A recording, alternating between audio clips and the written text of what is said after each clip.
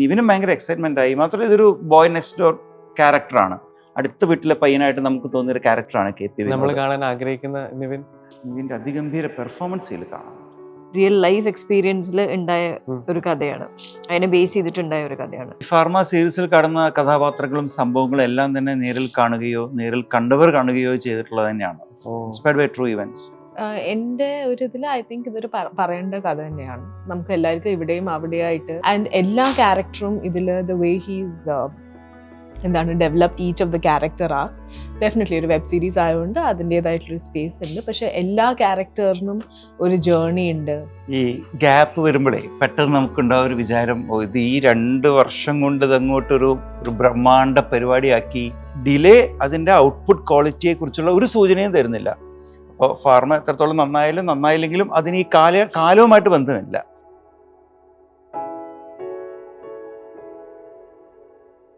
Pharma series ഹോട്ട്സ്റ്റാറിൽ stream ചെയ്യാനിരിക്കുകയാണ്. Director Arun PR, Veena Nandakumar, Shruti. Welcome to you studio. Thank you. How are you doing? Great. I am great, thank you. ലഞ്ചൊക്കെ കഴിച്ചു? Happy settle. Pharma സീരീസിന്റെ അനൗൺസ്മെന്റ് വന്ന് almost എനിക്ക് തോന്നുന്നൊരു 2 വർഷമായി. അരുണിനെ കുറിച്ച് പറയുകയാണെങ്കിൽ ഭയങ്കര എക്സൈറ്റ്മെന്റ് ഉള്ള ആളാണ്. കഥ പറയുമ്പോഴായാലും മുന്നേ ചെയ്തിട്ടുള്ള ജോലികളിലായാലും എക്സൈറ്റ്മെന്റ് എപ്പോഴും ഒരു പീക്ക് ഫാക്ടറാണ്. ഈ എക്സൈറ്റ്മെന്റ് ആണോ ശരിക്കും ഇത്രയും ഒരു ഗ്യാപ്പ്? എന്റെ വർക്കിൽ അത്രയും പെർഫെക്ഷൻ വരുത്തണം എന്നുള്ളതുകൊണ്ടാണോ ഈ ഗ്യാപ്പ് വരുന്നത്? ഈ ഗ്യാപ്പ് വരുമ്പോഴേ പെട്ടെന്ന് നമുക്കുണ്ടാവും ഒരു വിചാരം, ഇത് ഈ 2 വർഷം കൊണ്ട് ഇതങ്ങോട്ടൊരു ബ്രഹ്മാണ്ഡ പരിപാടിയാക്കി, അല്ലെങ്കിൽ 2 വർഷവും ഇത് പെർഫെക്ഷനിലേക്ക് എത്തിക്കാനുള്ള യാത്രയായിരുന്നു. അങ്ങനെ ഒന്നുമല്ല. തികച്ചും സാങ്കേതികമായ ഇതിൻ്റെ എക്സിക്യൂഷനുമായിട്ട് ബന്ധപ്പെട്ട കാരണങ്ങളാലാണ് ഈ ഡിലേ ഒക്കെ ഉണ്ടായത്. ഡിലേ അതിൻ്റെ ഔട്ട്പുട്ട് ക്വാളിറ്റിയെ കുറിച്ചുള്ള ഒരു സൂചനയും തരുന്നില്ല. അപ്പോൾ ഫാർമ എത്രത്തോളം നന്നായാലും നന്നായില്ലെങ്കിലും അതിന് ഈ കാലവുമായിട്ട് ബന്ധമില്ല. ഇത് വൈകാൻ ഇപ്പോൾ ഞങ്ങളുടെ ഈ OTTയുടെ പേര് നിങ്ങൾ ശ്രദ്ധിച്ചിട്ടുണ്ടെങ്കിൽ തന്നെ അതിൻ്റെ ഒരു ഓണർഷിപ്പ് ചേഞ്ച് ഉണ്ടായിട്ടുണ്ട്. ഒരു OTT നെയിം മാറിയിട്ടുണ്ട്. അപ്പോൾ സ്വാഭാവികമായിട്ട് നമുക്ക് ശീലിച്ചൊരു ഷൂട്ടിംഗ് രീതി എന്ന് പറയുന്നത് ഒരു പ്രീ പ്രൊഡക്ഷൻ നടക്കുന്നു, ഷൂട്ട് ചെയ്യുന്നു, ചടപ്പടയെന്ന് പറഞ്ഞ് പോസ്റ്റ് പ്രൊഡക്ഷൻ, എന്നിട്ടൊരു 45-ാം ദിവസം റിലീസ് എന്നുള്ളതാണ്. പക്ഷേ ഈ OTTകളുടെ ഫങ്ഷനിങ് അങ്ങനെയല്ല. അവർ ജോണർ വൈസായിട്ടും റീജിയൻ വൈസും റീജിയണൽ വൈസും ലാംഗ്വേജ് വൈസും ഒക്കെ അവരുടെ റിലീസിങ് കലണ്ടർ ഉണ്ടാക്കും. അപ്പോൾ അതനുസരിച്ചിട്ടുള്ള സ്ട്രാറ്റജിക് ആയിട്ട് അവർ പ്ലേസ് ചെയ്യുകയാണ് ചെയ്യുന്നത് ഓരോ റിലീസും. അപ്പോൾ അത് നമുക്ക് അത്ര പരിചിതമല്ലാത്ത ഒരു രീതി ആയതുകൊണ്ട് കൂടിയാണ്. അപ്പോൾ നമ്മൾ ഇതിൻ്റെ പ്രീമിയർ കഴിഞ്ഞിട്ട് 1 വർഷമായി. അപ്പോൾ തന്നെ അതിനെത്രയോ മുമ്പ് ഇതിൻ്റെ പോസ്റ്റ് പ്രൊഡക്ഷനും കഴിഞ്ഞ IFFI 2024 ഗോവയിൽ ഇത് പ്രീമിയർ ചെയ്തത്. അപ്പോൾ അത് കഴിഞ്ഞിട്ട് 1 വർഷം കഴിഞ്ഞിട്ടാണ് കമേഴ്ഷ്യൽ റിലീസിലേക്ക് കിടക്കുന്നത്. So it is taking its own time. So many variables, so many factors, not just XYZ ABCD എന്ന് പറഞ്ഞ നിരവധി ഫാക്ടേഴ്സ് ഉണ്ട്. പെർഫെക്ഷനിസം അല്ലെങ്കിൽ അതിൻ്റെ ഒരു സ്കെയിൽ സൈസുമായിട്ട് ബന്ധപ്പെട്ടതല്ല ആ ഡിലേ എന്നാണ് ഞാൻ പറയാൻ ഉദ്ദേശിക്കുന്നത്. But you still have that excitement. അയ്യോ, excitement, yes, very much. Great. എന്താണ് ആക്ച്വലി ഫാമ എന്ന് പറയുകയാണെങ്കിൽ? നമ്മളിപ്പോൾ ടീസർ കണ്ടു, ഒരു മെഡിക്കൽ റെപ്രസെൻറ്റേറ്റീവിന്റെ വ്യൂ പോയിന്റ് എന്നാണ് കുറച്ച് കാര്യങ്ങൾ ഡിസ്കസ് ചെയ്യുന്നത്. What is actually pharma?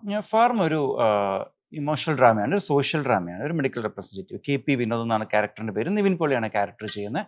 ആ KP വിനോദിൻ്റെ ഒരു ലൈഫ് ജേണിയാണ് ഫാർമ.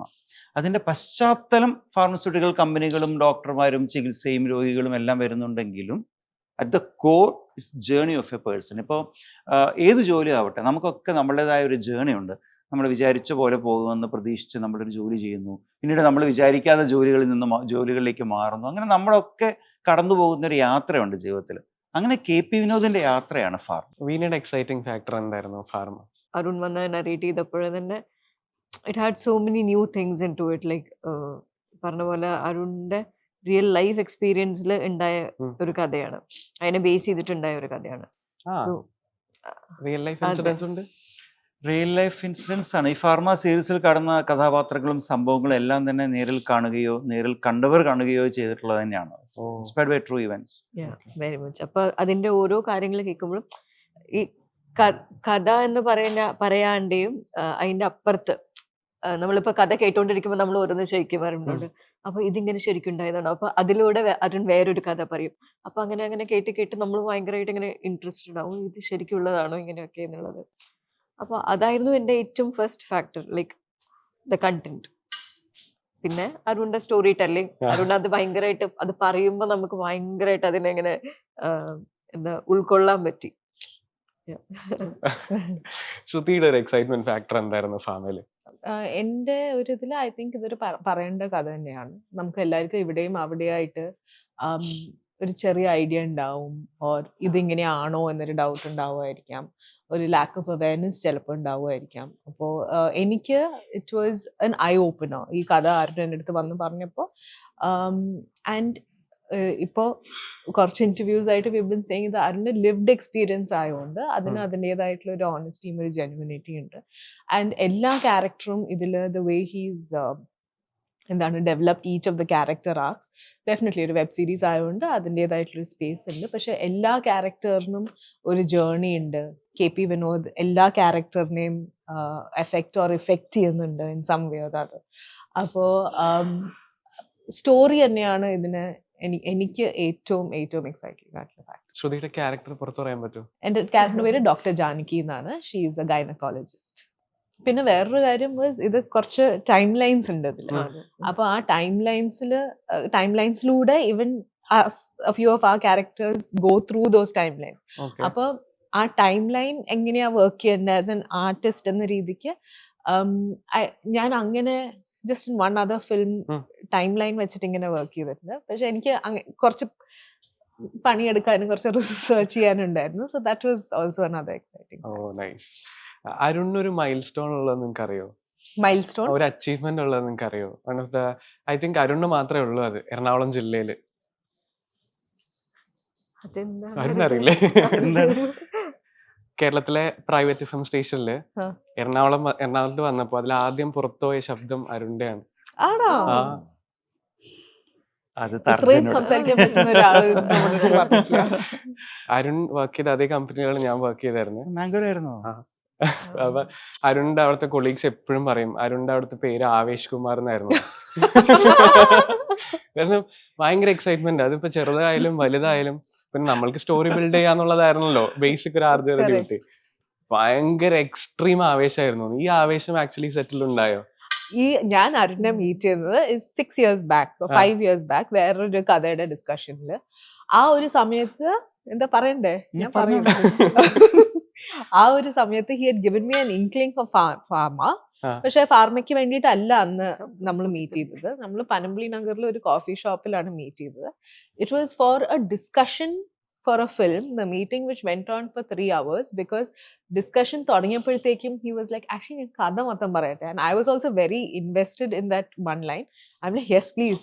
എന്നിട്ട് അങ്ങനെ ആദ്യമായിട്ടാണ് പനമ്പള്ളി നഗറിലെ ഒരു കോഫി ഷോപ്പിൽ ഇരുന്നിട്ട് ഞാൻ കരയുന്നത് because of this, not because of anything else. It is a very nice one, but കഥ പറഞ്ഞ രീതി, the excitement that he had, ആ കഥ was an emotional roller coaster. അപ്പോൾ അത് അങ്ങനെ he just totally draws you into the story. Angane. So that is when I was really interested in him as a person, as a storyteller, as a director. And that film will happen sometime. അത് ഫാർമയുടെ story അല്ലായിരുന്നു എന്ന് പറഞ്ഞത്? അത് ഫാർമയുടെ story അല്ലായിരുന്നു, പക്ഷെ അതേ ആവേശം is there till today. Excitement എന്ന് പറയാനാണ് എനിക്കിഷ്ടം. അരുണിനെ പറയുമ്പോൾ ഈ എക്സൈറ്റ്മെന്റ് ഫാക്ടറിനെ കുറിച്ചൊക്കെ പറയുമ്പോൾ വീണയ്ക്ക് ഓർമ്മ വരുന്ന സെറ്റിലെ ഒരു മെമ്മറി? ഫുൾ ടൈം എക്സൈറ്റഡ് അങ്ങനെ എടുത്തു പറയാനായിട്ട് ഫുൾ ടൈം എക്സൈറ്റഡ് ആണ്. കാണുന്ന ദിവസം തൊട്ടേ, കഥ പറയാൻ വന്ന ദിവസം തൊട്ടേ എക്സൈറ്റ്മെന്റ് പീക്കിലുള്ള ആളാണ്. ആ എക്സൈറ്റ്മെന്റ് കാണുമ്പോഴാണ് നമുക്ക് ഇവർ രണ്ടുപേരും ഭയങ്കര ആവേശക്കാരാണ് കേട്ടോ. ഇപ്പൊ ഭയങ്കര ഡീസന്റ് ആയിട്ട് ആവേശ് കുമാരിമാരാണ് ഇവർ രണ്ടുപേരും. പിന്നെ ശ്രുതിയൊക്കെ ഉണ്ടല്ലോ, ശ്രുതി എന്താ ആവേശമെന്നോ. വീണു ഇവര് ഭയങ്കര മറ്റേ ഇങ്ങനെയൊക്കെ ഇരിക്കുന്നതാണ്. സെറ്റിൽ ഇങ്ങനെയല്ല, ഭയങ്കര വർത്തമാനവും ചിരിയും ഒക്കെയാണ്. ഇവർക്ക് കോമ്പിനേഷൻ ഉണ്ടോ ഓൺ സ്ക്രീൻ? കോമ്പിനേഷൻ കുറവാ, പക്ഷെ കുറവാണ്. സത്യം പറയരുതെന്നുണ്ടോ ഈ ഇന്റർവ്യൂല്? അല്ല, കൂടുതലാണോ? നമുക്കില്ലല്ലോ കോമ്പിനേഷൻ. കുറവാന്ന് പറഞ്ഞേ, മറ്റേ സ്റ്റോറി ലീഡിങ് ആവുന്നുള്ളൂ. ഓക്കെ, റേഡിയോ ബാക്ക്ഗ്രൗണ്ട് ഉണ്ട്. അത് കഴിഞ്ഞതിന് ശേഷം പിന്നെ മെഡിക്കൽ ഫീൽഡിലേക്ക് വരുന്നു? ഞാൻ റേഡിയോയിൽ നിന്ന് രാജിവെക്കുന്നത് ഒരു മിഡ് കരിയർ റെസിഗ്നേഷൻ ആയിരുന്നു. എന്നിട്ട് ഞാൻ നേരെ ഫുൾ ടൈം നാടക പഠനത്തിനായിട്ട് MA തിയേറ്റർ പഠിക്കാൻ പോവുക ചെയ്തത്. ആ. അങ്ങനെ കാലടി യൂണിവേഴ്സിറ്റിയിൽ MA തിയേറ്ററിന് ജോയിൻ ചെയ്ത് MA തീർന്ന് ഞാൻ എൻ്റെ ഒരു കുഞ്ഞ് തിയേറ്റർ ടീം കൊച്ചിയിൽ ഫോം ചെയ്തു. ഇപ്പോഴും ആ നാടക പ്രവർത്തനമായിട്ട് മുന്നോട്ട് പോകുന്നു. നാടക പ്രവർത്തനത്തിൻ്റെ ഇടയ്ക്ക് ഞാൻ സിനിമയും സീരീസും ഒക്കെ ചെയ്യുന്നു എന്നുള്ളതാണ്. At the core I am a theatre practitioner. ഈ ഒരു ജേർണി എസ്പെഷ്യലി റേഡിയോ എന്ന് പറയുമ്പോൾ കുറെ പോസിറ്റീവ് വാല്യൂസ് ആണ്. ഈ ഒരു ഫിൽറ്ററിലേക്ക് വരുമ്പോൾ ഇവിടെ വേറെ കുറച്ച് ഡാർക്ക് സൈഡ് ഡിസ്കസ് ചെയ്യാണ്, കുറച്ച് ട്രൂത്തുകൾ ഡിസ്കസ് ചെയ്യാണ്. സോ ഈ ഒരു ഫിൽട്ടർ ചേഞ്ച് ഒക്കെ എങ്ങനെയാണ് ഇവാലുവേറ്റ് ചെയ്യുന്നത്? രണ്ട് രീതിയിലാണ്. ഒന്ന്, ഞാൻ ഫാർമയിൽ വർക്ക് ചെയ്ത് ഇയേഴ്സ് ബാക്ക് ആണ്. എൻ്റെ കരിയർ സ്റ്റാർട്ട് ചെയ്യുന്ന ഫാർമയിലാണ്, സെയിൽസിലാണ്. ഞാൻ ഫാർമയിൽ വർക്ക് ചെയ്ത് പിന്നീട് ഇൻഷുറൻസിലും ബാങ്കിങ്ങിലും ഒക്കെ വർക്ക് ചെയ്ത് സെയിൽസിൽ നിന്നാണ് ഞാൻ റേഡിയോയിലേക്ക് വരുന്നത്. പിന്നെ ബിറ്റർ ട്രൂത്ത് അല്ലെങ്കിൽ ഡാർക്ക് സൈഡ് എന്ന് വെച്ചാൽ അതിപ്പോൾ വെറുതെ കോട്ട് ചെയ്യാണ്. നിരൂതയുടെ ഒരു കവിതയുണ്ട്. നിങ്ങൾ ചോദിക്കുന്നു ഞാൻ എന്തുകൊണ്ട് പൂക്കളെക്കുറിച്ചും പുഴകളെക്കുറിച്ചും മലകളെക്കുറിച്ചും എഴുതുന്നില്ല. വരൂ ഈ തെരുവിലെ രക്തം കാണൂ, തെരുവിലെ രക്തം കാണൂ, കാണൂ തെരുവിലെ രക്തം കാണൂ എന്ന്. അപ്പോൾ എന്തുകൊണ്ട് മറ്റ് ലൈറ്റർ സൈഡിൽ നിന്ന് വെച്ചാൽ നമ്മുടെ ഈ ബിറ്റർ ട്രൂത്താണ് ഈ നാടിലെ റിയാലിറ്റി. ഈ രാജ്യത്ത് നമ്മൾ പുറത്തിറങ്ങിയാൽ കാണുന്ന ഓരോ സാമൂഹ്യ വിഷയങ്ങളിലും ഉള്ളത് ബിറ്റർ ട്രൂത്താണ്, അതിൻ്റെ പൊളിറ്റിക്സാണ്. സമകാലിക ഇന്ത്യയും അങ്ങനെ ഒരു രാഷ്ട്രീയത്തിലൂടെ കടന്നു പോകുകയാണെന്ന് തന്നെ ഞാൻ വിശ്വസിക്കുന്നു. അപ്പോൾ ബിറ്റർ ട്രൂത്ത് അല്ലാതെ എന്താണ് പറയേണ്ടത് എന്നുള്ളതാണ് എൻ്റെ മറുചോദ്യം. ആർട്ട് ഡിസ്റ്റർബ്ഡ് ആയ ഒരാളെ കംഫർട്ട് ചെയ്യാം, കംഫർട്ടായി നിൽക്കുന്ന ഒരാളെ ഡിസ്റ്റർബ് ചെയ്യുകയും ചെയ്യാം. ബട്ട് ഫാർമയുടെ കാര്യത്തിൽ കംഫർട്ടായിട്ടുള്ള ഒരാളെ ഡിസ്റ്റർബ് ചെയ്യാൻ വേണ്ടിയിട്ടുള്ളൊരു ആർട്ട് അറ്റംപ്റ്റാണ്. രണ്ടും ഈക്വലി ഇമ്പോർട്ടൻ്റ് ആണ് കേട്ടോ. നമ്മൾ വളരെ ഡിസ്റ്റർബ്ഡ് ആയ ഒരു സൊസൈറ്റിയുടെ തമാശ പറഞ്ഞ ഒരാളെ ചിരിപ്പിക്കുന്നത് വളരെ വലിയ കാര്യമാണ്. പക്ഷെ അത്ര തന്നെ ഇമ്പോർട്ടൻ്റ് ആണ് എല്ലാവരും ചിരിയുടെയോ അല്ലെങ്കിൽ എല്ലാവരും ഒരു ഒരു ഒരു വളരെ പെട്ടെന്ന് കടന്നു പോകുന്ന ഒരു എൻ്റർടൈൻമെൻറ്റിൻ്റെ പിറകെ പോകുമ്പോൾ അങ്ങനെ കംഫർട്ടബിൾ ആയിട്ട് ഇരിക്കുന്നവരെ ഒന്ന് കുലുക്കി ഉണർത്തി ഒരു ബിറ്റർ ട്രൂത്ത് കാണിക്കുക എന്നുള്ളത്. സോ അത് കാണിക്കേണ്ട എൻ്റെ ഒരു ഉത്തരവാദിത്തമാണെന്നുള്ള എന്നിലെ നാടക പ്രവർത്തകൻ്റെയും സിനിമാക്കാരൻ്റെയും ഒരു ബോധ്യത്തിൽ നിന്നാണ് ഫാർമ ഉണ്ടാകുന്നത്. എനിക്കറിയില്ല ഇപ്പൊ ഞാൻ ചോദിക്കാൻ പോകുന്ന ചോദ്യത്തിന് ഇതേ ഉത്തരം തന്നെയാണോന്ന്. പക്ഷെ നമ്മുടെ ടീസർ ഇറങ്ങിക്കഴിഞ്ഞതിന് ശേഷം കമന്റ് സെക്ഷനിലായാലും ഒരുപാട് റിവ്യൂസ് ഒക്കെ വന്നതിലും ഭൂരിഭാഗം കമന്റ്സ് പറയുന്നത് ജോസഫ് സിനിമ ഇറങ്ങിക്കഴിഞ്ഞതിന് ശേഷം ഓർഗൻ ഡൊണേഷൻ ഒക്കെ ആൾക്കാർ കുറച്ചുകൂടെ പേടിച്ചിരുന്നു. അതായത് ഞാൻ കൊടുക്കുന്ന ഓർഗൻ ഒരു റൈറ്റ് ആയിട്ടുള്ള ആൾക്കാണോ എത്തുന്നതെന്നുള്ളത്. ആൻഡ് ഇപ്പോഴും കുറെ കാലമായിട്ടുള്ള ഡിസ്കഷനാണ്, maybe after Covid and all, modern മെഡിസിനും ഡോക്ടേഴ്സിനും ഒക്കെ എതിരെയൊക്കെ ലൈക്ക് നമ്മൾ മെഡിസിൻ കഴിക്കും, പക്ഷെ നമുക്ക് എത്രത്തോളം ട്രസ്റ്റ് ചെയ്യാൻ പറ്റും എന്നുള്ളൊരു കൺഫ്യൂഷൻ, ഡൗട്ടൊക്കെ വരുന്നുണ്ട്. സോ ഇതിനൊരു ഫാമ എന്ന് പറയുന്ന സീരീസ് ഇത്തരത്തിലുള്ള കൺഫ്യൂഷൻ ഒരു ക്ലാരിഫിക്കേഷൻ ആണോ, ഓർ എന്തായിരിക്കും അതിന് പറയാൻ പറ്റുക?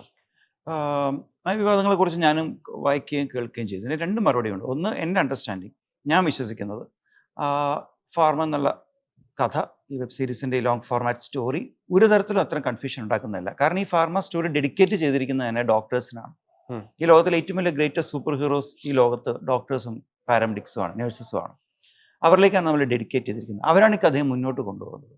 ചികിത്സയിലാണെങ്കിൽ, അതിപ്പോൾ ഓർഗൻ ഡൊണേഷൻ ആണെങ്കിലും മരുന്നാണെങ്കിലും മരുന്ന് നിശ്ചയിക്കേണ്ടത് ഡോക്ടർമാരാണ് എന്ന് ആവർത്തിച്ച് പറയുന്നൊരു കഥയാണ് ഫാർമ. രണ്ട്, ഞാൻ സെയിൽസ്മാനായിട്ട് വർക്ക് ചെയ്താലാണ്, ഞാൻ ഡോക്ടറല്ല. അതുകൊണ്ട് തന്നെ ഈ തിരക്കഥയിൽ അത്തരത്തിലുള്ള തിരുത്തലുകൾ ആവശ്യമുണ്ടോ എന്ന് അറിയാൻ വേണ്ടി ഡോക്ടേഴ്സിനെ കൊണ്ട് ഇതിൻ്റെ എൻ്റയർ സ്ക്രീൻ പ്ലേ ഡോക്ടർ ചെയ്യിച്ചിട്ടുണ്ട്. സ്ക്രീൻ പ്ലേ മുഴുവൻ ഡോക്ടേഴ്സ് വായിച്ചു നോക്കിയിട്ടുണ്ട്. അവരുടെ എല്ലാവിധ ഫീഡ്ബാക്കുകളും ഇൻകോപ്പറേറ്റ് ചെയ്തിട്ടുണ്ട്. അതുകൊണ്ട് അത്തരത്തിലൊരു കൺഫ്യൂഷൻ വരില്ല എന്ന് തന്നെയാണ് ഞാൻ വിശ്വസിക്കുന്നത്. അക്കോർഡിംഗ് ടു മീ, ഞാൻ ഈ സ്ക്രീൻ പ്ലേ കേട്ടപ്പോഴും വായിച്ചപ്പോഴും എനിക്കൊരു അവയർനെസ് ആയിരുന്നു. So I think it is also an awareness which ഇവിടെയും അവിടെയുമായിട്ട് maybe we know it, പക്ഷെ ഇങ്ങനത്തെ ഒരാളുടെ വായന ഇങ്ങനത്തെ ഒരു കഥ വരുമ്പോൾ it's an awareness. Exactly. So നമുക്കിനി ഒരു ഫാർമ മെഡിക്കൽ ഒരു റാപ്പിഡ് ഫയർ പോലെ ഒരു സെഷനിലേക്ക് പോയാലോ? This is just yes or no. Yes or no, പക്ഷെ പറയുന്ന യെസ് നോ അവനൊരു ചെറിയൊരു നമ്മുടെ ഒരു personal justification. That be nice. Okay. Have you ever ഗൂഗിൾഡ് your symptoms before consulting a doctor? Hell yes. Always. Doctor പറഞ്ഞത് ശരിയാണോന്ന് അറിയാനാണോ, അല്ലെങ്കിൽ അല്ല എന്തെങ്കിലും ഭീകരാസുഖം അല്ല, അങ്ങനെ ഭീകരാസുഖം എനിക്ക് അങ്ങനെയല്ല. എനിക്ക് ചുമ്മാ അറിയാനൊക്കെ ഇഷ്ടമുള്ളതുകൊണ്ട് ഡോക്ടർ പറയുന്നതൊക്കെ ശരിയാണെന്ന് പറയും. ഞാൻ ആക്ച്വലി അങ്ങനെ പോവാറില്ല. വൺസ് ദ പനി or what ever is the extreme situation ആകുമ്പോ ഞാനും അതെ എക്സ്ട്രീം ആവുമ്പോഴേ പോവുള്ളൂ. അപ്പൊ അതിന് മുന്നേ വേറബിൾ ഒക്കെ ആണെങ്കിൽ ഇരുന്ന് ഇത് ഗൂഗിൾ ചെയ്ത് നോക്കും. ഗൂഗിളാണോ ഇപ്പൊ ChatGPT ആണോ? അപ്പൊ ചില അതില് 1-2 ആണെങ്കിൽ കുഴപ്പമില്ല, ഇത് ഇത് മാറിക്കോളും. ഇത് എല്ലാവർക്കും ഉള്ള പരിപാടിയാണല്ലേ? അരുൺ ചെയ്യാറുണ്ടോ? I M ashamed to say this, but yes. ചെയ്തിട്ടുണ്ട്. പക്ഷെ അത് ഒരു തരത്തിലും ഡോക്ടറെ കാണാൻ പോകുന്നു എന്നുള്ള ഡിസിഷനെ ബാധിക്കാറൊന്നുമില്ല. അതില്ല. പക്ഷെ എന്താന്ന് അറിയാനായിട്ട് ഒരു ഐ ഫീൽ ലൈക്ക് അങ്ങനെ ഇതാണ് എന്റെ ഡിസീസ് എന്ന് ഒരിക്കലും ഗൂഗിൾ വഴി ഞാൻ കൺഫേം ചെയ്തിട്ടില്ല. ബട്ട് ഇതിങ്ങനെ I don't know. I can't say what I have googled. I'm very sorry. Okay. പക്ഷെ അത് എനിക്ക് തോന്നുന്നു എ ബോർഡ്സ് ഒക്കെ ഭയങ്കര റിയാലിറ്റി ആയി മാറുക കേട്ടോ. ഡോക്ടേഴ്സ് ഡിപ്പെൻഡ് ചെയ്യുന്ന എ ബോർഡ്സിനൊക്കെ അവർ ഡോക്ടേഴ്സ് ക്രിയേറ്റ് ചെയ്യുന്നൊക്കെയുണ്ട് ടു മെഡിക്കൽ ഫീൽഡിലേക്കൊക്കെ. സോ എനിക്ക് ഇടയ്ക്ക് എന്റെ സൈഡിൽ ഒരു പെയിൻ വന്നായിരുന്നു. അപ്പോൾ ഇത് ഇങ്ങനെ ഓരോ ദിവസം കൂടുന്നതോടെ പെയിൻ കൂടി വരുമായിരുന്നു. ലൈക്ക് ഫസ്റ്റ് ഡേ കുറച്ചായിരുന്നു, സെക്കൻഡ് ഡേ തേർഡ് ഡേ ആയപ്പോൾ ഭയങ്കരമായിട്ട് കൂടി. അപ്പൊ പിന്നെ ഐ വാസ് ലൈക്ക് അപ്പൻഡിക്സോ സ്റ്റോൺ എന്തെങ്കിലും ആണോ. പിന്നെ സിംറ്റംസ് ഒക്കെ ടൈപ്പ് ചെയ്ത് നോക്കി. പിന്നെ ഞാൻ ഡോക്ടറെ അടുത്ത് പോകുന്നില്ല എന്ന് വെച്ചിട്ട് അത് പോവും, മേ ബി നമുക്ക് ചിലപ്പോൾ കിടന്നതിന്റെ എന്തെങ്കിലും പൊസിഷൻ തെറ്റിയതിന്റെ ആയിരിക്കും, സ്പ്രെയിൻ ആയിരിക്കും, എന്തെങ്കിലും വിചാരിച്ചിട്ട് പോയില്ല. പിന്നെ ഞാൻ ഹോസ്പിറ്റലിൽ പോയി. അത് പോയപ്പോ ഡോക്ടർ പറഞ്ഞു സ്കാൻ ചെയ്തത്. ഒന്നും പറഞ്ഞില്ല, സ്കാൻ ചെയ്യാൻ പറഞ്ഞു എന്നോട്. അപ്പൊ ഓക്കെ സ്കാൻ ചെയ്യാൻ കയറി. സ്കാൻ ചെയ്ത് കഴിഞ്ഞ് ഓക്കെ ഞാൻ ഡോക്ടറുടെ റിസൾട്ട് ഒന്നുമില്ലല്ലോ, കുഴപ്പമില്ല, അത് സ്പ്രെയിൻ ആയതായിരിക്കും എന്ന് പറഞ്ഞ് എന്റെ അത്രയും പൈസയും സ്കാൻ ചെയ്ത് എന്നിട്ട് ഞാൻ വീട്ടിൽ പോയപ്പോ വൈകുന്നേരം ആയപ്പോഴേക്ക് മരുന്നൊന്നും കഴിച്ചില്ല. ഞാൻ ഓക്കെ ആയി, വേദനയും പോയി. അപ്പൊ പിന്നെ തൊട്ട് ഞാൻ വിചാരിക്കാറുണ്ട് അറ്റ്ലീസ്റ്റ് ഒരു 4-5 ദിവസമെങ്കിലും വേദന സഹിക്കണം എന്നിട്ട് പോയാൽ മതി. അല്ല, ചിലർക്ക് അങ്ങനെയുണ്ട്. അസുഖം ഒന്ന് വന്നു തുടങ്ങുമ്പോഴേക്കും ജസ്റ്റ് ഒന്ന് ഡോക്ടറെ കണ്ടാൽ മതി. ഞാൻ ആ കാറ്റഗറി പെട്ട ആളാ. ഒരു ആശ്വാസം. Not at all that category. ഇത് ഡോക്ടർ ആദ്യം എന്നോട് വേറെ ഒന്നും പറഞ്ഞില്ലേ, എന്തെങ്കിലും സ്പ്രെയിൻ ആയിരിക്കും ഒന്നും പറയില്ല. എന്നെ ഡയറക്റ്റ് ഒക്കെ സ്കാനിലേക്ക് വിട്ടു. സ്കാൻ ചെയ്യണം സ്കാൻ ചെയ്ത് ഒന്നുമില്ല, സ്പ്രെയിൻ ആയിരിക്കും. ഞാൻ ഈ കാറ്റഗറി ഡോക്ടറെ കണ്ടാൽ എനിക്കൊരു ആശ്വാസം. എനിക്ക് അസുഖം എന്ത് അസുഖം വന്നാലും ആദ്യം ഡോക്ടറെ കാണണം. ഡോക്ടറെ കാണുമ്പോൾ തന്നെ നമുക്ക് എനിക്ക് അങ്ങനെ ഇല്ല, എനിക്ക് ഇഷ്ടമല്ല ഡോക്ടറെ കാണുന്നത് ഇഷ്ടമല്ല, ഹോസ്പിറ്റൽ ഇഷ്ടമല്ല. I think what I do is doctor പറയാണ് അപ്പൊ ഹീമോഗ്ലോബിൻ ലെവൽസ് കുറച്ച് ലോ ആണല്ലോ എന്ന് പറഞ്ഞാൽ what to do if hemoglobin levels are low, what to eat. നമ്മൾ ഡെങ്കി ഒക്കെ വരുന്ന സമയത്ത് കൗണ്ട് കൂടാൻ വേണ്ടി എന്ത് ചെയ്യാറ്? നല്ലതല്ല, വളരെ മോശം സ്വഭാവമാണ്. ഓക്കെ, അടുത്ത yes or no. Do you think every tablet taste better? അതിങ്ങനെ ഇറക്കല്ലോ, വൈ യു ടേസ്റ്റിംഗ് ഇറ്റ്? അല്ല, ചിലപ്പോ പെട്ടെന്ന് എങ്ങനെ ഇറങ്ങി പോയില്ലെങ്കിലും എവറി ടാബ്ലറ്റ് ഈ ടാബ്ലറ്റ് കഴിക്കാൻ മടി ഉണ്ടായിരുന്നോ ചെറുതായിരുന്നു? എനിക്കിപ്പോഴുണ്ട്. I'm very scared of taking it. Yeah, very scared. അപ്പൊ എങ്ങനെ കഴിക്കും? ഞാൻ അങ്ങനെ കുറെ കഴിക്കലില്ല ടാബ്ലറ്റ്സ്. ബട്ട് ഐ ഫോളോ ആയുർവേദം. അപ്പൊ ആയുർവേദത്തില് മറ്റേ ഗുളിക ഒക്കെ തന്നാൽ അത് ഞാൻ കഴിച്ചോളും. ഇത് എന്തോ mental block that will get stuck. ചെറുതിൽ എപ്പോഴോ it would have gotten stuck. പിന്നെ I'm allergic to paracetamol. അപ്പൊ അങ്ങനെ എനിക്ക് പാരസെറ്റമോൾ ഉള്ള മെഡിക്കേഷൻ ഒന്നും എടുക്കാൻ പറ്റില്ല. So the amount of medication that I can take is also very limited. Appa ayurvedam. Okay. Have you ever taken a vitamin because the bottle looked attractive? I may have eaten some marina because it tasted good. That's what he has. Jelusil ആണ്. ഞാൻ പറഞ്ഞിട്ടില്ല ഒന്നും. അല്ല, ഞാൻ ജലൂസിൽ ഇന്ദ്രൻ പറഞ്ഞിട്ടോ. പിന്നെ ഈ മറ്റേ chewable tablets ഒക്കെ അത് രസമാണ് കഴിക്കാനായിട്ട്. രുചിക്ക് വേണ്ടി ഇതുവരെ മരുന്ന് കഴിച്ചിട്ടില്ല. രുചിക്ക് വേണ്ടി പലതും കഴിച്ചിട്ടുണ്ട്, പക്ഷെ മരുന്ന് ബോട്ടിലിന്റെ ഭംഗി കണ്ടിട്ട് ട്രൈ ഔട്ട് ചെയ്യാന്നൊക്കെ പറഞ്ഞു. ചില കാൽഷ്യം വിറ്റമിൻ ടാബ്ലറ്റ്സ് ഒക്കെ മറ്റേ ചെറുതിലെ മറ്റേ ഫിഷ് ഓയിലിന്റെ ഇതില്ലേ, all that ചെറുതിലെ it used to look so nice and അപ്പൊ അത് കടിക്കാതിരുന്നാ മതി. പക്ഷെ ഒരു ദിവസം ഞാൻ കഴിച്ചു, അത് കഴിഞ്ഞിട്ട് ഞാൻ കഴിച്ചു. അത് കഴിച്ചു. എന്റെ ടേസ്റ്റ് നാവില് വന്നു ഇപ്പം തന്നെ. കാൽഷ്യം സാൻഡോസിന്റെ ബോട്ടിൽ ഒരു ഡോഗിന്റെ ഇങ്ങനെ വൈറ്റ് കളർ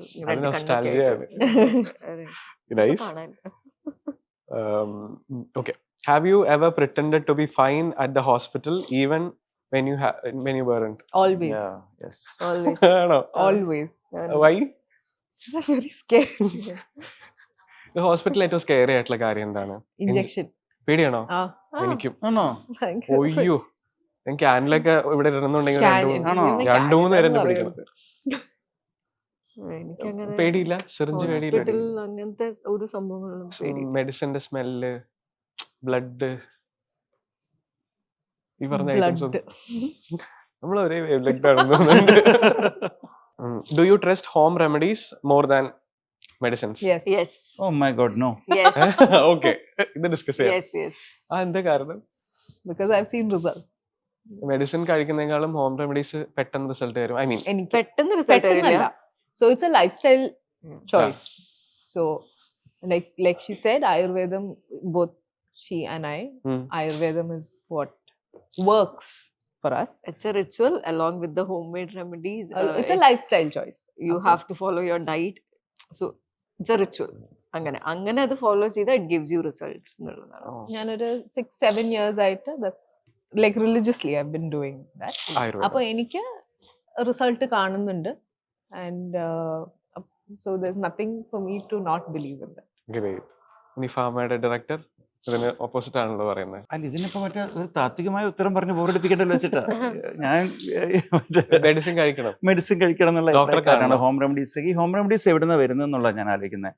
ഹോം റെമഡീസ് അല്ലെങ്കിൽ നമ്മൾ ഈ ആ ഒരു പാരമ്പര്യത്തിന്റെ അത്തരത്തിലുള്ള പറച്ചിലുകളിൽ നിന്നൊക്കെ വരുന്നതാണല്ലോ. ഈ പറച്ചിലുകൾ നിലനിന്നിരുന്ന കാലത്ത് മനുഷ്യന്റെ ആയുർദൈർഘ്യം എത്രയായിരുന്നു കേരളത്തിൽ? ഈ പറച്ചിലുകൾ ഉണ്ടായിരുന്ന കാലത്ത് 1000 പ്രസവത്തിൽ എത്ര കുട്ടികൾ മരിച്ചിരുന്നു? അതിന്റെ 100-1 കുട്ടികൾ ഇന്ന് മരിക്കുന്നുള്ളൂ. അതിന്റെ 3 ഇരട്ടി ആളുകൾ ഇന്ന് കൂടുതൽ ജീവിച്ചിരിക്കുന്നുണ്ട്. അതിന്റെ കാരണം അടിസ്ഥാനപരമായ ശാസ്ത്ര പുരോഗതിയും വൈദ്യശാസ്ത്രത്തിന്റെ മരുന്നുകളെ കണ്ടുപിടുത്തവും അത് ഉപയോഗിക്കലൊക്കെയാണ്. പക്ഷേ ഹോം റെമഡീസ് നമുക്കൊരു സന്തോഷം തരും. അത് നമ്മുടെ ഏതുപോലെയെന്ന് വെച്ചാൽ നമുക്ക് എത്ര രുചി ഉണ്ടായാലും നമുക്ക് നമ്മുടെ അമ്മ ഉണ്ടാക്കിയ ഭക്ഷണത്തിന്റെ രുചിയുടെ ഒരു പ്രത്യേക ഇഷ്ടം ഉണ്ടാവും. 35ാമത്തെ വയസ്സിന് ശേഷം മ്യൂസിക്കിന്റെ ടേസ്റ്റ് നിന്നു പോകുന്ന പറയും. എത്ര നല്ല പാട്ടാണെന്ന് പിന്നീട് കേട്ടാലും നമുക്ക് 35-ന് മുമ്പ് കേട്ട പാട്ടുകളോട് ഓ അന്നത്തെ പാട്ട് എന്ന് പറഞ്ഞിട്ടൊരു സുഖം ഉണ്ടാവും. ആ ഒരു ഭൂതകാല കുളിര് ഈ ഹോം റെമഡീസിനുള്ളത് കൊണ്ടല്ലേ ഈ തോന്നൽ എന്നുള്ളതാണ് എന്റെ ചോദ്യം. എന്നെ ആക്രമിക്കരുത്. പക്ഷെ ഞാൻ ഒരു കാര്യം പറയട്ടെ. ഒരു ആപ്പിൾ ഞാൻ പലപ്പോഴും ശ്രദ്ധിക്കാറുണ്ട്. നമ്മൾ ഇപ്പോ പണ്ടത്തെ പോലെ പണ്ട് ഒരു ആപ്പിൾ മേടിച്ചു കഴിഞ്ഞാൽ പെട്ടെന്ന് ചീത്തയാവും. ഇന്നൊരു ആപ്പിൾ മേടിച്ച് അത് എത്ര ദിവസം പുറത്തുനിന്നാലും അത് ചീത്തയാവുന്നില്ല. ഇപ്പൊ പറഞ്ഞില്ലേ അന്ന് ഇത്രത്തോളം പ്രസവത്തിൽ ഇത്രയും കുട്ടികൾ മരിക്കുമായിരുന്നു, ഇന്ന് കൂടുതൽ ആൾക്കാർ ഇത് ചെയ്യുന്നുണ്ട്. പക്ഷെ അഗൈൻ അവിടെ വേറൊരു ഈ ആപ്പിൾസ് ഇപ്പോഴും ഒരു 10 ദിവസമോ 12 ദിവസമോ പുറത്ത് ചീത്തയാവേണ്ടി നിൽക്കുന്നത് എന്തുകൊണ്ടാണ്? Because something is there inside it. So every ഈ ടെക്നോളജി ഇത് ഇതായിട്ട് വരുന്തോറും അതിന്റെ പുറകിലും ഉണ്ട് ഒരു തീർച്ചയായിട്ടും. കാരണം അന്ന് ആപ്പിൾ കഴിച്ചിരുന്നവരുടെ എണ്ണം വളരെ കുറവായിരുന്നു. ഇന്ന് ആപ്പിൾ വാങ്ങിക്കാൻ പറ്റുന്ന ആളുകളുടെ എണ്ണം കൂടുതലായിട്ട് സപ്ലൈ ആപ്പിളിൽ കൂടുമ്പോൾ കൂടുതൽ ആപ്പിൾ വരേണ്ടി വരുന്നു, കൂടുതൽ കമ്പനികൾ വരുന്നു, അഴിമതി വരുന്നു, കറപ്ഷൻ വരുന്നു, കള്ളത്തരം വരുന്നു, വളം ചേർക്കുന്നു, അങ്ങനെ പല പ്രശ്നങ്ങളിലേക്ക് അതൊക്കെ കടക്കും. പക്ഷെ ഹോം റെമഡിയിൽ നമുക്ക് 2 അഭിപ്രായത്തിൽ തുറന്നു. ഞാൻ നേരത്തെ പറഞ്ഞ മാതിരി തന്നെ നമുക്ക് ഒരു കാര്യത്തിനെ കുറിച്ച് ഇൻട്രസ്റ്റ് ഉണ്ട് എന്നുണ്ടെങ്കിൽ we will go behind it and we will research about it and we will want to continue it. അതേമാതിരിയാണ് എനിക്ക് I'll talk personally, എനിക്ക് ആയുർവേദം എന്നുള്ളത്. So I feel like I have after the ഞാൻ അലോപ്പതിയും ചെയ്തിട്ടുണ്ട്. My grandmother was a practicing gynecologist. My for all her life.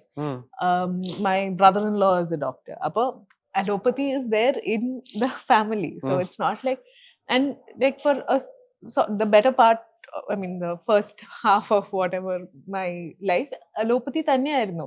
പക്ഷെ എനിക്കൊരു എന്റെ ബോഡിക്ക് സുഖം തോന്നിയത് is when I shifted to Ayurveda. I always felt like when allopathy was then when allopathy was what I turned to, വേറെ health പ്രോബ്ലംസും കാര്യങ്ങളൊക്കെ വന്നിട്ടുണ്ട് എനിക്ക്.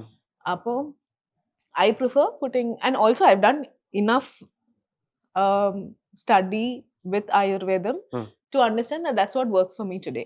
Okay. And Veena varna madri, it's not a quick fix, it's a lifestyle change. If you're willing to do that, if you have the patience, exactly, yeah. and it's for the long run.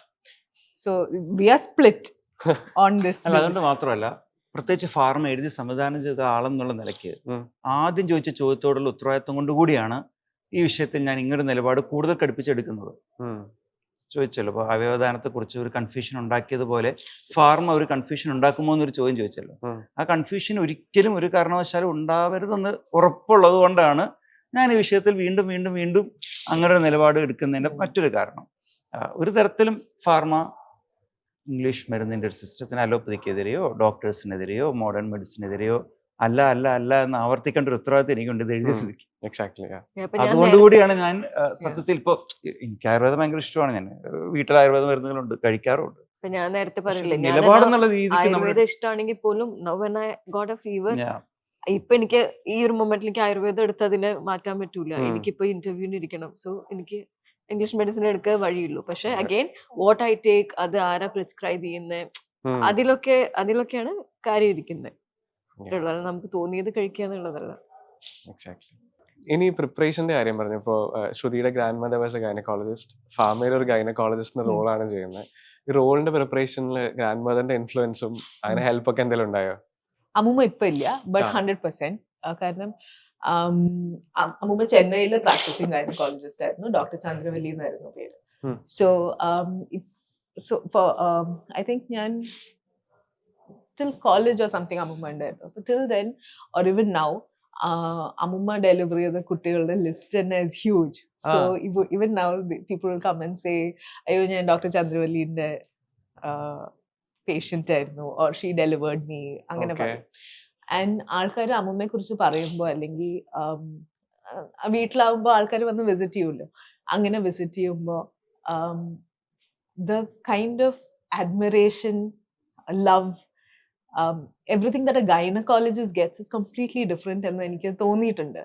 And അമ്മൂമ്മയുടെ ഡിമീനറും അമ്മൂമ്മ delivery ചെയ്ത കുട്ടികളെ കാണുമ്പോൾ അല്ലെങ്കിൽ ആ അമ്മമാരെ കാണുമ്പോൾ കുറച്ച് ഡിഫറെന്റ് ആണ്. She's gentler, she's kinder, she's warmer. അമ്മ was a very kind gentle person, അത് വേറെ കാര്യം. ബട്ട് ഇവരെ കാണുമ്പോൾ it was a different aura altogether for അമ്മൂമ്മ. അപ്പോൾ it was really beautiful to watch. അപ്പോൾ എല്ലാവരും ഇഷ്ടപ്പെടുന്ന ഒരാളായിരുന്നു Dr. Chandravali, the gynecologist. So I think wherever she went, she just spread the light, and it was so beautiful to watch. Appo ibideyum Dr. Janaki is a gynecologist, so people should love her. People should like when they come to her, they should feel calm, they should feel happy. Appo I think those are the things which I wanted to bring in to the character, which I thought അമ്മൂമ്മ has helped me in some way. അത് മാത്രമല്ല, 2 time line ഉണ്ട് ഈ ക്യാരക്ടറിന്. അപ്പൊ ഈ 2 time lines നമ്മൾ physical അപ്പിയറൻസിൽ തന്നെ ഒരു ചേഞ്ച് വേണമായിരുന്നു. അവൻ ബോത്ത് ഓഫ് ദം ആക്ച്വലി അതിന് വേണ്ടി ഒരുപാട് എഫേർട്ട് എടുക്കുക. ഇത് പല കാലഘട്ടങ്ങളായി നടന്ന ഷൂട്ടിംഗ് നടന്നതുമാണ്. കഥ പോലെ പല കാലഘട്ടമായിട്ട് ഷൂട്ട് നടന്നത്. അപ്പൊ അത്രയും സമയം അവർ ആ ഒരു ബോഡി ട്രാൻസ്ഫോർമേഷന് വേണ്ടിയിട്ട് ഡയറ്റും അത് കുറെ കാലം ഏറ്റവും ഇഷ്ടപ്പെട്ട ആഹാരമൊക്കെ ഒഴിവാക്കി അങ്ങനെ കുറെ കഷ്ടപ്പെട്ടിരുന്നു രണ്ടുപേരും. സ്ക്രീനിൽ നമുക്ക് കാണാം അത്രയും ആ ഫിസിക്കൽ ചേഞ്ച് രണ്ടുപേരുടെയും സ്ക്രീനിൽ നമുക്ക് കാണാനും പറ്റും. അങ്ങനെ ബുദ്ധിമുട്ടായിരുന്നു. ഓൾസോ ഞാൻ ഏറ്റവും നോട്ടീസ് ചെയ്തിരിക്കുന്ന ഈ ഡോക്ടേഴ്സ് ആൻഡ് ടീച്ചേഴ്സിന് അവരുടെ ഡ്രസ്സിംഗ് ഒരു പ്രത്യേക ഒരു സ്റ്റൈൽ ഉണ്ടാവും. So that also is very pleasing ആയിരിക്കണം.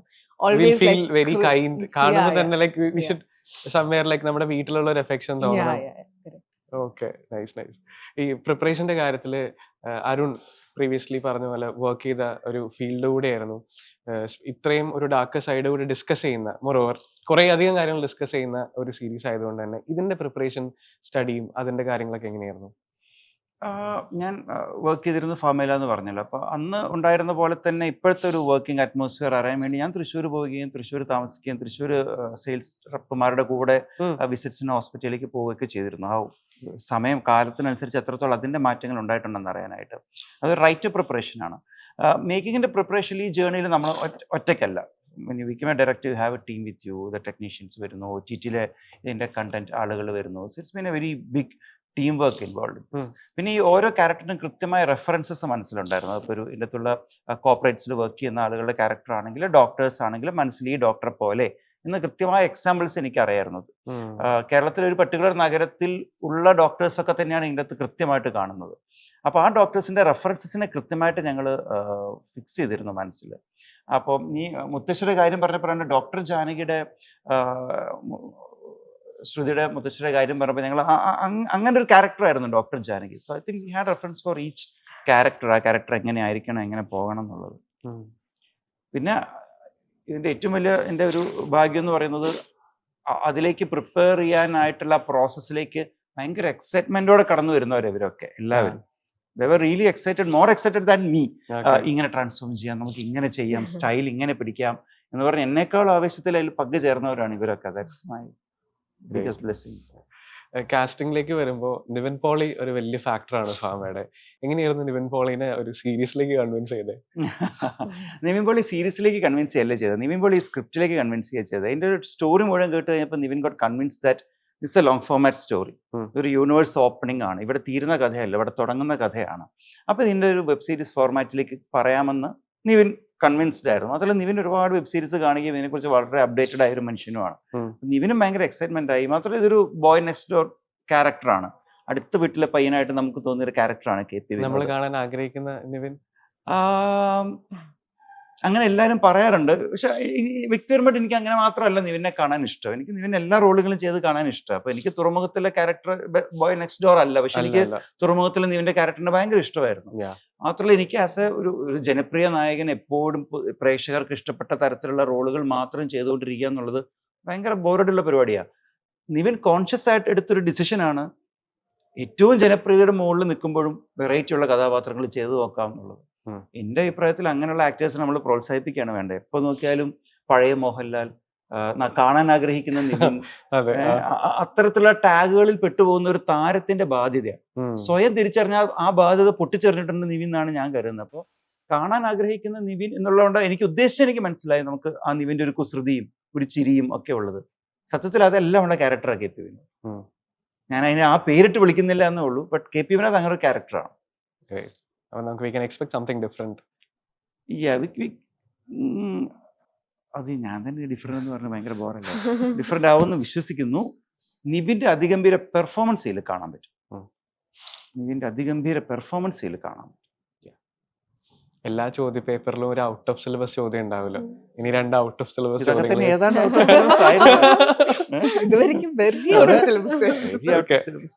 സോ കളങ്കാവിൽ റിലീസ് ആവാനിരിക്കുകയാണ്. What is excitement? ഞങ്ങൾ എക്സൈറ്റഡ് ആണ്. സോ എനിക്കും അതേ എക്സൈറ്റ്മെന്റ് ആണ്. കാരണം we don't know much about it's just a cameo. ഈ ഒരു സിനിമയിൽ നമുക്ക് എല്ലാവർക്കും ഒരു ചെറിയൊരു ഇതേ ഉണ്ടായിരുന്നുള്ളൂ. എനിക്ക് 2 ദിവസത്തെ 2-3 ദിവസത്തെ ഷൂട്ടേ ഉണ്ടായിരുന്നുള്ളൂ. അപ്പോൾ all of it, the songs, the posters എല്ലാം ഇസ് ന്യൂ ടു മീ. അപ്പോൾ I am also very excited to watch the film like everyone else. അതാണ്. I don't know much about ക്യാരക്ടറിനെ കുറിച്ചൊന്നും പറയാൻ പറ്റില്ല. എന്റെ ക്യാരക്ടർ ദീപ എന്നാണ് ക്യാരക്ടർ. ദീപ നാളെ റിലീസ്. ഇതെപ്പോഴാ വരുന്നേ? ഇതെന്തായാലും കുറച്ച് ദിവസം കഴിഞ്ഞിട്ടായിരിക്കുമല്ലോ. മേ ബി ബെറ്റ് നമ്മൾ കൊടുക്കുമായിരിക്കും. ഈ ബെറ്റ് പക്ഷെ നിങ്ങൾ കാണാൻ പോവല്ലേ? കുഴപ്പമില്ല. ദിസ് ഇസ് ആദ്യം സിനിമയുടെ ആദ്യം വരുന്ന ഒരു ക്യാരക്ടറാണ്. അപ്പൊ ഞാൻ ഇത് ഇവിടെ വരുന്നേക്കാൻ മുന്നേ ജത്തിന്റെ അടുത്ത് ചോദിച്ചാൽ എന്തെങ്കിലും പറയാൻ പറ്റുമോ? ഒന്നും I don't think I should say anything. Okay, നമുക്ക് റിലീസ് കഴിഞ്ഞിട്ട് സംസാരിക്കാം. ഗ്രേറ്റ്. വീണയുടെ ഇനി അപ്കമിങ് ആയിട്ടുള്ള, നേരത്തെ ഞാൻ കേട്ടായിരുന്നു ഭയങ്കര ചൂസി ആയിട്ട് ക്യാരക്ടറിന്റെ ഡെപ്ത് നോക്കി വീണ വാല്യൂ ചെയ്തെടുക്കുന്ന ക്യാരക്ടേഴ്സ് ആണ്. And I am so glad ബൊഗൈൻവില്ലയിലെ ക്യാരക്ടർ, ബൊഗൈൻവില്ലയ്ക്ക് ഒരുപാട് റെക്കഗ്നീഷൻസ് കിട്ടി. That was a powerful character. Hats off last fight scene, you did a very wonderful job. Thank you. ഇനി വരാനിരിക്കുന്ന സിനിമകൾ അതർ ദാൻ ഫാമ? ഇപ്പൊ ഒരു സിനിമയുടെ ഷൂട്ട് കഴിഞ്ഞു, അതെനിക്ക് പറയാൻ പറ്റില്ല. പിന്നെ ഇപ്പൊ ഒരെണ്ണം ചെയ്തുകൊണ്ടിരിക്കുകയാണ്. കാർത്തിക് സുബ്രാജ് പ്രൊഡ്യൂസ് ചെയ്യുന്ന മലയാളം സിനിമയാണ്. ഓ ഓക്കെ ഓക്കെ, നൈസ്, മനസ്സിലായി. അത്രേ ഉള്ളൂ. പിന്നെ റിലീസ് ചെയ്യാൻ ഫാർമ മാത്രമേ ഉള്ളൂ. ഗ്രേറ്റ്. അരുണിന്റെ അടുത്ത സീരീസിന്റെ ഷൂട്ട് കഴിഞ്ഞു എന്ന് ഞാൻ അറിഞ്ഞു. എക്സ്ട്രീംലി വേറൊരു ഡിഫറെന്റ് അരുണിന്റെ വൈബിന് പറ്റിയൊരു സീരീസ് ആണെന്ന് അറിഞ്ഞു.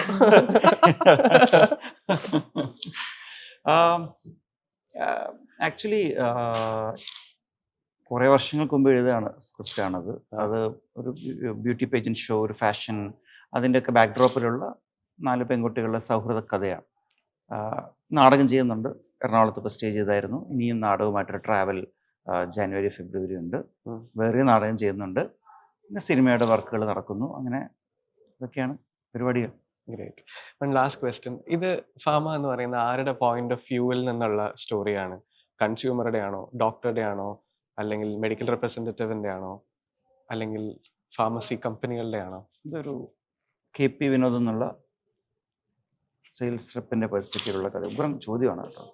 സെയിൽസ് റെപ്പിൻ്റെ പെർസ്പെക്റ്റീവിലുള്ള കഥയാണ്. ഈ ലോകത്ത് സത്യത്തിൽ എല്ലാം എന്ത് സാധനം വിറ്റു പോകുന്ന ഒരു സെയിൽസ്മാൻ മഴയത്തും വെയിലത്തും പണിയെടുത്ത് നടന്നിട്ടാണ്. ഉം. ആ സെയിൽസ്മാൻ പിച്ച് ചെയ്ത് സെല്ല് ചെയ്യപ്പെട്ടത് കൊണ്ടാണ് എല്ലാം ബാക്കി നടക്കുന്നത്.